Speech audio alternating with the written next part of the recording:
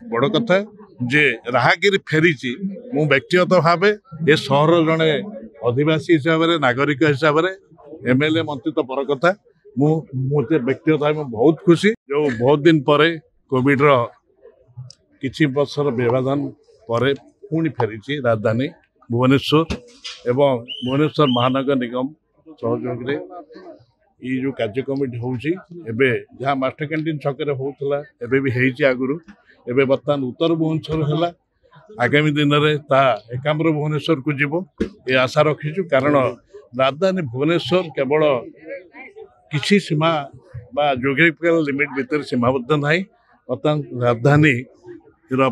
पर्याप्त होची अधिक अधिक आपण समझ जानते एवं मुख्यमंत्री एयरपोर्ट रु त्रिशूलिया पर्यंत जो मेट्रो कले दुईटी आक सहर जदि एभली राजधानी थिबा राजधानी होइतिबा सहर बहुत कम अच्छी यार ऐतिह्य भूमि पृष्ठभूमि रही प्रभुलिंगराज मंदिर माली एकाम्र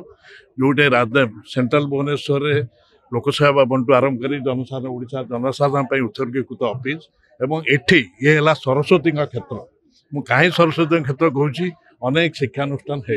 जदि मत पचार मु सदा सब मीटिंग रे कहे ये है inter south Asia south east Asia ये एवं खाली से आफ्रिकार अनेक स्टूडेंट एठी आसिक शिक्षा लाभ करुँच मनीष होती ये हूँ आगामी दिन में भारत वर्ष को ओडिशा को आहरी विकसित करने जोड़ापी ये कार्य कमिटी ये अंचल तार अनेक अवदान अच्छी बड़ कथा हूँ जे सहर पर्याप्त होची एवं अर्बानाइजेशन चाप देखिक ये जो आमर दैनंदिन जीवन भितर आम लोक किसी फुर्सतर समय दवापाई फुर्सतर किसी उपभोग करने कार्यक्रम होची तादर कला संस्कृति ऐतिह्य सब भरिकी रही बड़ कथा जे राहगिरी फेरी